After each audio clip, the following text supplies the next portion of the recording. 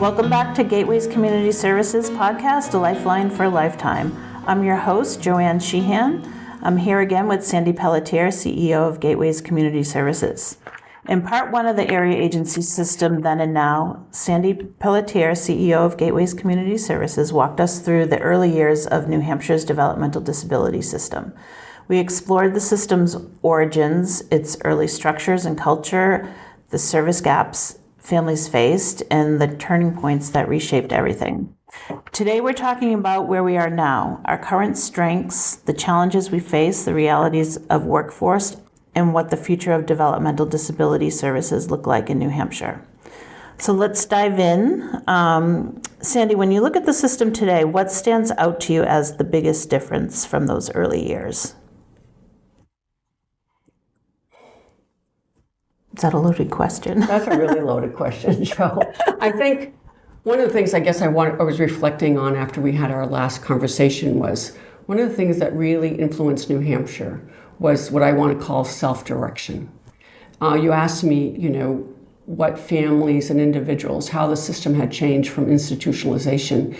And I can remember early on, many of us who worked in the field and the state of New Hampshire really embraced that principle of self-direction and about families and individuals' lives really mattered and that they needed to have a voice at the table.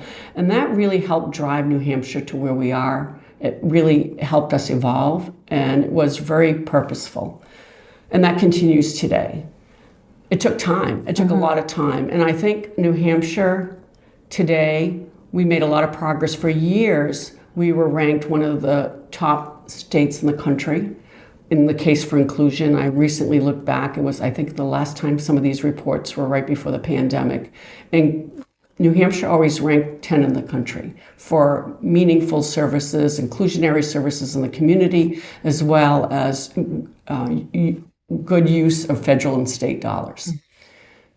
Where are we today? This is a little bit of a challenging environment in the last year and a half. And I think we're a 30-year system, 30-plus year system, or longer than that at this point. We've been established.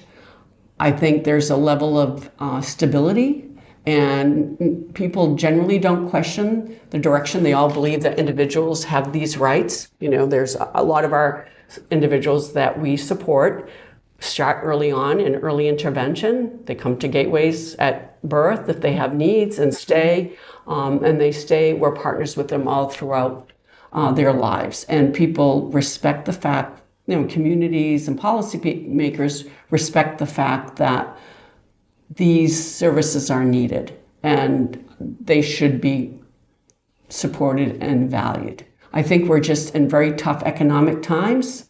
And people are questioning the role of government and the role of government resources. And that's caused a level of challenge and, we want to say, rethinking and maybe some level of destabilization in the last few years. I mean, the pandemic didn't help, needless to say. And I think where we are right now, people are questioning a little bit about the cost and responsibility of safety net systems. What improvements have made the biggest difference in supporting people across their lifespan, from early intervention to aging? I think all of the services have made a difference in people's lives. I think early intervention for sure, because you start early in people's lives, and if they have strong supports and therapy, it might mitigate the need for special education further on. I think special ed is invaluable. It's now inclusive, it's supposed to be inclusive in the public education. It's guaranteed. Students with disabilities get the same opportunities, hopefully, that their non-disabled peers do, and that helps launch them for the future. Then when they hit adult life, we really work with the families to create levels of support for independence and community life and job opportunities, if that's possible. If it's someone that has more significant needs, we hopefully have trained and qualified staff that provide, the quality that is needed to provide them, 24 hours worth of support if that's what they need. Speaking about workforce, Do you believe DSPs are more understood and respected today, or are we still fighting to fully recognize the profession? I think we're still fighting to fully recognize the profession.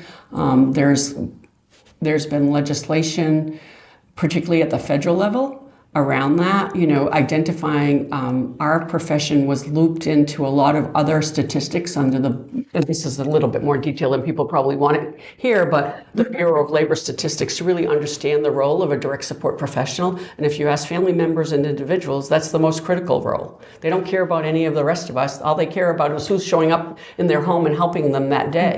And that's invaluable to the family member and the individual that we support, is who's there working alongside them and helping them live in the community and grow and expand and get new opportunities. So at the federal level, for a number of years now, there's been a lot of discussion about this workforce and trying to understand more statistic around it so that maybe there's better policies that can be made around it. So I think it's that position is invaluable to the individuals that they serve. Is it valued? It's hard to compete with, the Amazons and the Targets and everyone else that's paying a much higher wage for some of these positions, and we're strained by what we get for payments. I give the example, you as a nonprofit that does this work, you don't get cost of living every year.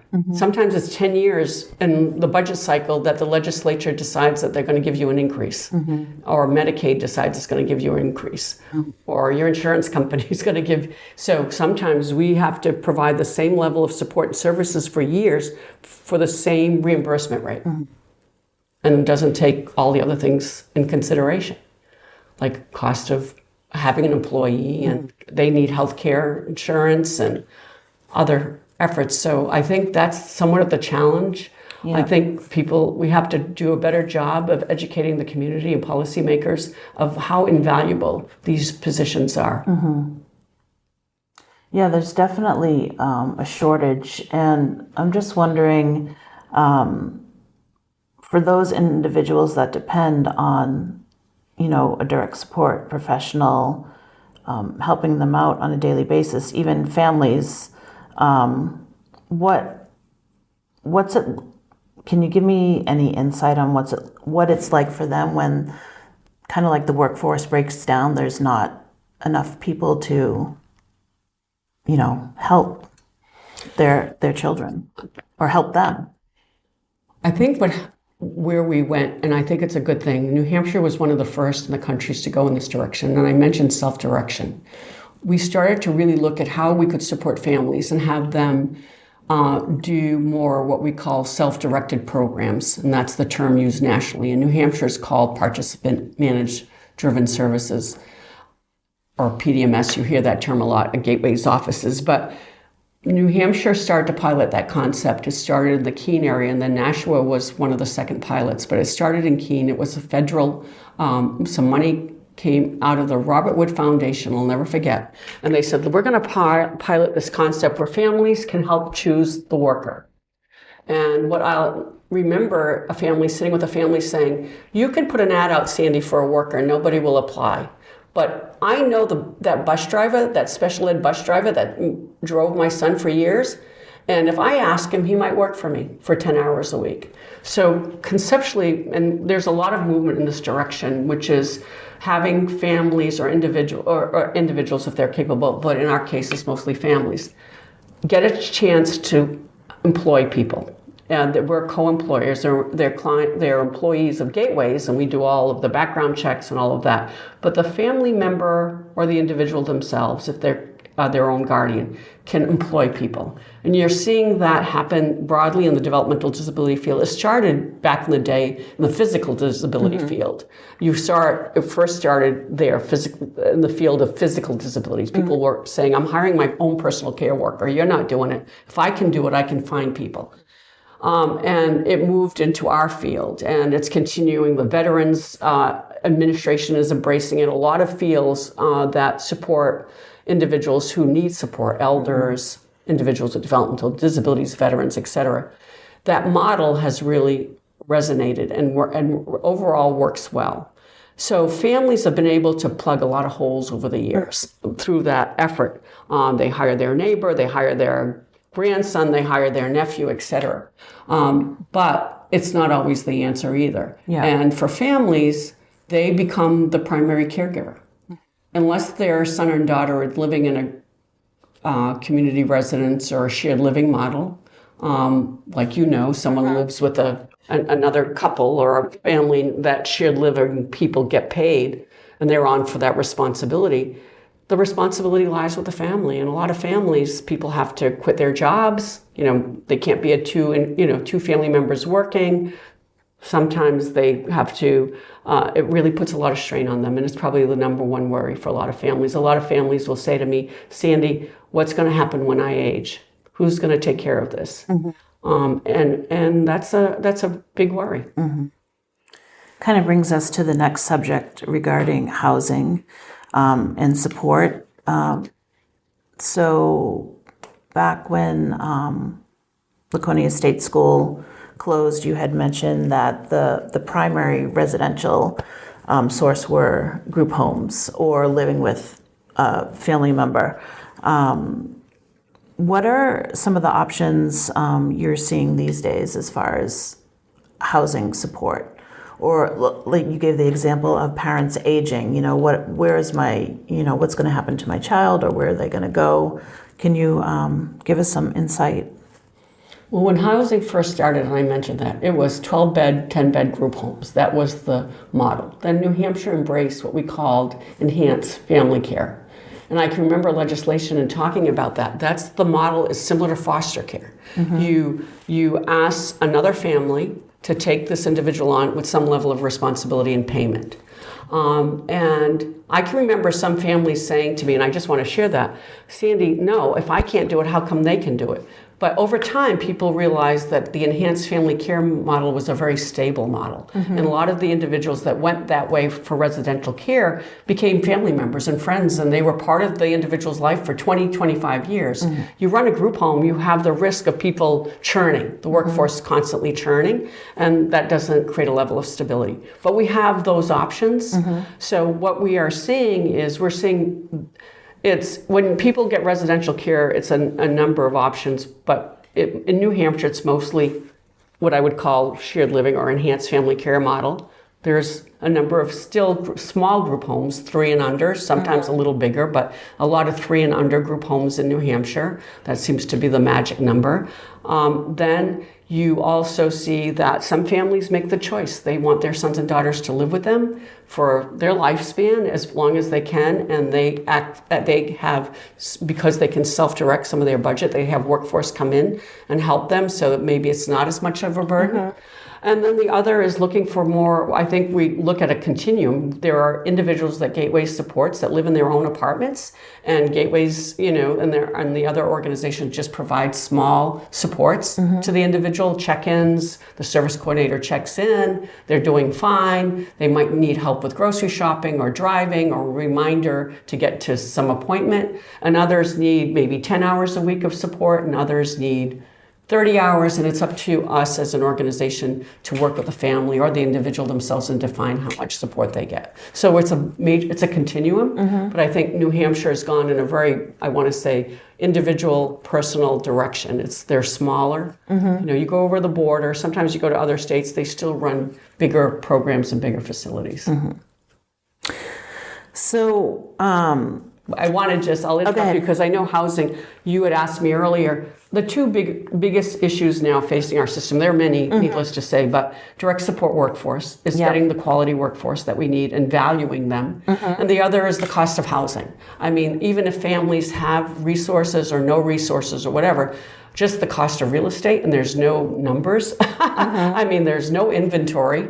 And if there is inventory, the cost is really, really high. And the individuals that we support, even if they have a job, they happen to be working at Demolers for 20 years, and they've got a 40-hour-a-week job, that isn't enough resource and money, even with, some of if they get a subsidy or they get some federal support, like through HUD or whatever, to live in our communities. So we're witnessing that, and I think a lot of nonprofits, as well as families, what we're seeing happen in housing is we're seeing two things. Nonprofits like ours are looking to create new housing opportunities for individuals. Thank you. So we can broaden the scope. And we're also seeing groups of families come together, and they know that they're aging, and they're coming together, creating their own organizations, and they're trying to create housing opportunities for their sons and daughters. We're seeing more of that happening here in New Hampshire.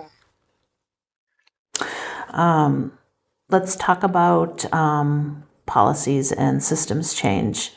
You lived through major policy errors. What is working today that still needs to change? Did I say that right? What is working today and what still needs to change? I think there's a lot of, overall, and of course I'm probably biased, there's a lot of good things happening out there in the community, and we have to hold on to that. I think over time, New Hampshire really assured that families had a voice at the table. There was family support councils that help support the decision making at the area agency level, and that was a policy. There's the term that many of us use, nothing about us without us. And we have to remember that the individuals themselves and their family members know what's best for them. And we want to be assured that they help drive the policy and direction. So I think there's a lot of positive. We have a broader scope of opportunity for individual, but there's always work to be done. I think we worry sometimes about the stability of the system because we're so dependent on federal and state dollars, and that's a worry. There's at times worried when you don't have the right workforce or you have high turnover, is the quality still what you want to have? And people want quality supports and services. And I think that at times that can be a challenge in this, this changing environment. I don't think we ever need to stand still as a system. I think it needs to keep moving forward. And I think we have to keep looking always to do things better. And that's what you've heard this, many of you have heard this. If I always say, if this was my son or daughter or my grandmother or my mother, what's the quality of supports do you want? And that has to drive you. So I think New Hampshire has to keep looking that way. We do have good support at the policy level, at the department level, even in this very challenging time. They do value what we do. It takes a lot of education, a lot of convincing. I think you'll hear from some families, they feel that the system has somewhat eroded, and there's some truth to that as well. They think that we're taking some steps back, but I think a lot of the safety net systems are taking some steps back. You hear it in the hospital industry, the healthcare industry, the human service industry, and I think that's not just unique to our system either. So that's a challenge, and how do we overcome that? So do you think that the legislature or policymakers and families are now in this time more educated about our system? I think you can never stop educating. Okay. I think there always, there was a group of families who fought really hard, and then there were laws put in place, like special ed. There was a time when there was no special ed, right? And families fought for that. And then I think sometimes when you move a system forward, and it's the age that our system is, 30, close to 40-year system, people become complacent, and they don't necessarily engage. And I think we owe it to make sure that our families and individuals know that their voice needs to be heard. And New Hampshire's unique in some ways. No, I don't know if it's really unique, but you get new legislators every 2 years. Yeah. And they may come in not really understanding. That's true. Yeah. I share something with you, a former ally, a person that I really respected incredibly, very politically connected at the time, a Republican. I'll never forget, he sat in a room with me and he said, what's government for if it's not to support the most needy of us? He says, what's the role of government? And I think sometimes we forget that. He would say, what is, our system is a safety net system. We're 24/7. We are there for individuals. The people we work with, the individual, the provider organizations, our organizations, the services that we deliver are necessary, and they're a safety net. And if we don't do it, who's going to do it? Is it going to be it's going to fall on the family, and the family will be taking this walk alone, and they can't do that either. Right. So I think that we can never forget that. Mm-hmm. I believe that's true. We don't want to go backwards for sure. So we've talked about history, challenges, and the realities of this work that we do. But I want to end with hope. When you look at the system today, what gives you hope? What gives me hope? A lot of things. I mean, I am a big believer that the work we do is of great value, and we work with incredible people. And one of the things that's really driven me over the years is collaboration. I believe that this work you can't go it alone. You have to go with others. And it may take a while, but you have to convince everyone the value of the work you do. And we've been fortunate here in New Hampshire. We're a small state. I feel like there have been times that haven't been as collaborative as others, but overall in my career, it's people coming together, trying to collaborate with the family members, the individuals themselves, the workers, the leadership, the policymakers, the governor's office, et cetera, really understand the work that we do and its value. And we see that over and over again. We're fortunate to be part of the Nashua community. They've stepped up, they've helped us over the years with resources and support. And that really makes you feel good. And I hope that we can continue leaning in on that level of collaboration because we're all in it together. Yeah. We've got some really incredible individuals that we support. We've got to witness their experiences, and at times they're incredibly inspiring. Many times, all the time, they're inspiring. So I think when you look to see what individuals who have the challenges of having a developmental disability or a diagnosis of autism, or an elder that's been compromised because of health issues, but the opportunities that are presented to them with supports, I think that it's inspiring for all of us. So we've got to keep that going. Yes, for sure. Sandy, thank you for joining us and sharing your story. And thank you to everyone in this community, the advocates, the providers, the families, and most importantly, the people we support. This has been Gateways Community Services Podcast, A Lifeline for a Lifetime. Thank you.